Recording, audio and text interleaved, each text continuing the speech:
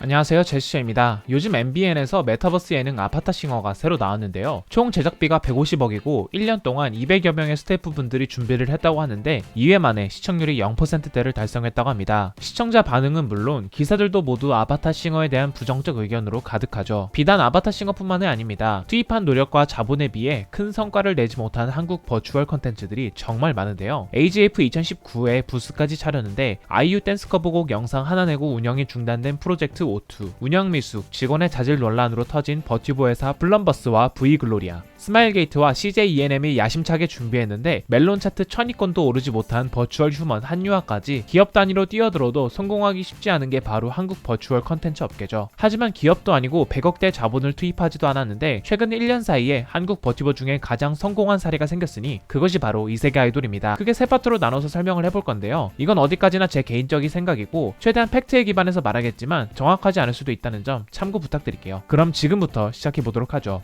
첫 번째 파트는 시청자와 팬덤에 관한 이야기인데요. 버추얼 유튜버든 버추얼 휴먼이든 버추얼 싱어든 간에 본질은 그것을 보는 시청자층을 만들 수 있는지, 그리고 나아가 충성도 높은 시청자 집단, 즉 팬덤을 형성할 수 있는지가 가장 중요하다고 생각하는데요. 이 부분에 대한 진지한 고민 없이는 버추얼 컨텐츠가 성공하기 힘듭니다. 버튜버는 안 그래도 불쾌한 골짜기, 씹덕 컨텐츠 등 대중들에게 부정적인 인식을 가진 상태로 다른 컨텐츠에 비해 불리하게 출발하는 컨텐츠거든요. 그럼 한국에서 버튜버를 가장 먼저 볼만한 시청자는 누가 있을까요? 가장 먼저 떠오르는 건 서브컬처 오타쿠겠죠. 하지만 한국은 일본처럼 서브컬처 업계 규모가 크지 않기 때문에 홀로라이브, 니즈탄지 같은 퓨어 서브컬처 기반 버튜버 회사가 성공하기 힘든 환경에 놓여있죠. 그래서 이세계 아이돌은 기존의 우악굿 방송을 보던 트위치 시청자인 팬치에서 시작해서 끊임없이 한국의 다양한 시청자층을 끌어모으고 있는데요. 이세돌이 어떤 시청자층, 어떤 팬덤을 형성하고 싶은지는 음악 선정을 보면 한눈에 알 수 있습니다. 1집인 리와인드는 데뷔곡답게 서브컬처 향이 가미되어 있어서 한국 버튜버 시청자들을 한 번에 휘어잡았고, 2집인 겨울봄에서는 K 발라드의 곡 스타일로 일반 대중이 멜론 차트에서 들어도 큰 거부감이 없게 제작되었죠. 커브곡으로 가면 이세돌의 전략을 더 확실하게 알 수 있는데요. 고세구의 팬서비스 커버는 트위치에서 광적인 유행을 타면서 트위치 시청자라면 모를 수가 없는 곡이 되어버렸고요. 리파의 마지막 제외 커버는 던파를 플레이해본 적이 있던 한국의 게임 유저들이 던파 스토리를 한 번씩 되돌아보게 만드는 영향력이 있었죠. 그리고 주루루의 사이언티스트 커버, 아이네의 신호등 커버, 비찬의 취기를 빌려 커버, 징버거의 톰보이 커버는 K-팝 아이돌 팬덤에게도 어필할 수 있는 곡 선정이었죠. 최근에 공개된 단체 커버곡 음압뷰의 전설과 러브다이브는 겉으로 보면 한 아티스트가 불렀다고는 상상하기 힘든 상극인 컨텐츠잖아요. 그런 면에서 서브컬처와 K-팝 컨텐츠를 동시에 소화해내는 한국 버튜버는 이세돌이 유일하고, 본인들이 뜨기 위해서 어떤 시청자와 팬덤에게 어필을 해야 되는지에 대한 고민이 음악 선정에서부터 묻어나오고 있습니다. 한국의 다양한 시청자와 팬덤에 관련된 고민과 인사이트는 아무리 돈을 줘도 살 수 없는 거고, 이세돌은 이 부분에서 가장 경쟁력이 있는 것이죠.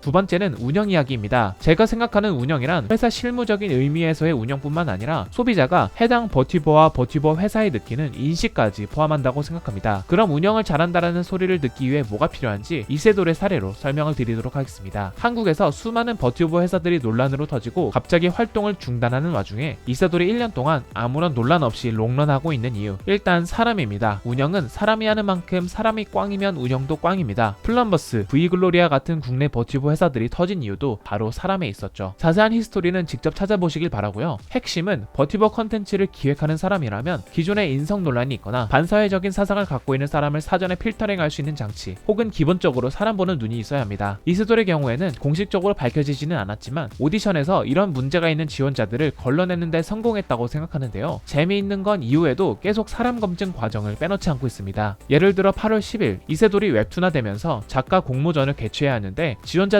반드시 개인 SNS 링크를 첨부하도록 했습니다. 그것도 가장 먼저인 0번에 있는 걸 보면 이 사람이 어떤 사람인지, SNS에서 논란이 될 만한 언행은 하지 않았는지 사전에 필터링하겠다는 강한 의지가 보였습니다. 다음 운영 요소는 공정성입니다. 최근 한국 MZ세대 사이에서 공정성이 화두인 가운데 이세돌은 데뷔 과정에서부터 팬들의 요구가 공정하게 반영되었죠. 최종 합격자를 뽑는 건 우악굿 개인의 판단이었겠지만 이세돌을 선발하기 위해 공개 오디션을 열었고 인기 투표를 진행해서 시청자 여론을 수렴하였는데요. 이 과정 과정에서 시청자들은 스스로를 방관자가 아닌 참여자로 인식하면서 이세돌은 우리와 함께 성장하는 아이돌이라는 생각을 갖게 되었고, 자연스럽게 이는 이세돌이 충성도 높은 팬덤을 가질 수 있는 이유가 되었죠. 마지막 운영 요소는 투명성입니다. 이세돌의 모든 활동 내용은 방송과 왕물원 카페를 통해 투명하게 공개됩니다. 방송 전에는 오늘 무슨 방송을 할 건지 멤버들이 직접 카페에 공지를 써주고, 생방송은 매일같이 자주 오래 하니까 채팅이나 도네이션을 통해 멤버와 실시간으로 소통을 할 수 있으며, 자기 인생썰이나 신곡 비하인드 스토리 같은 TMI까지도 다 들을 수 있는 수준이죠. 멤버 본인의 신상 정보를 제외한 모든 게 투명하게 공개되는 수준이다 보니까 소속사가 만든 이미지 대신 본인만의 친근하고 솔직한 매력을 드러낼 수 있습니다. 그리고 이 부분이 기업의 통제하에 철저하게 계산되어 활동하는 버추얼 휴먼과의 큰 차이점이죠. 시청자들은 버추얼 아바타 이면에 있는 사람이 누구인지 모르는 만큼 버추얼 컨텐츠들이 어떻게 제작이 되고 회사 운영이 어떻게 되는지를 정말 궁금해하는데, 이런 부분들이 투명하게 공개되는 기업은 정말 드물다고 생각합니다.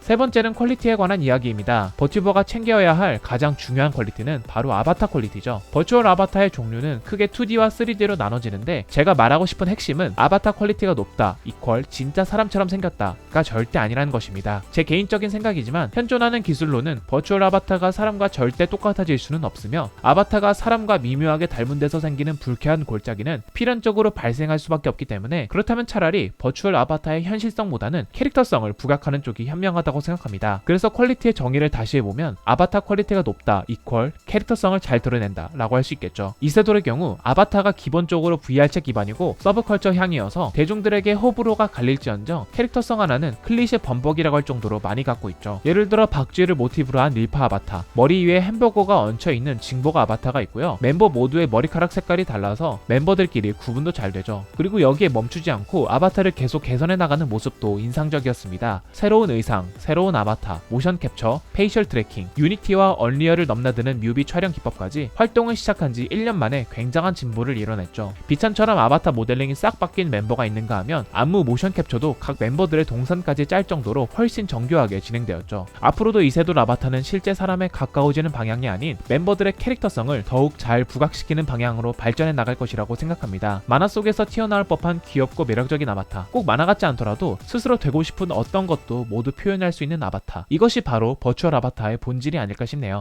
여기까지 한국 버튜버 업계에서 이세돌만이 가진 것들을 총 3가지 파트로 설명해봤는데요. 사실 이세돌의 사례는 일반화하기에는 무리가 있긴 합니다. 이세돌은 평범한 개인계나 기업계가 아닌 한 스트리머에 의해 기획된 컨텐츠이며, 그 스트리머가 우악굿이어서 그룹 결성 전부터도 왕물원에 기반한 코어한 팬덤 문화가 이미 형성되어 있었기에 이세돌 같은 사례는 한국 버튜버 업계에서 2번 다시 나오기 힘들다는 게 정설이죠. 하지만 이세돌을 보고 배울 점은 많다고 생각합니다. 이세돌처럼 되기는 불가능할지언정 이세돌이 뭘 어떻게 했는지 분석하기는 가능하잖아요. 버튜버를 좋아하고 즐겨보는 입장으로서 한국에서도 재미있고 남들한테 추천해주고 싶은 버튜버들이 계속 나왔으면 좋겠네요. 영상 재미있게 보셨으면 좋아요, 구독 부탁드립니다. 여기까지 제스였습니다.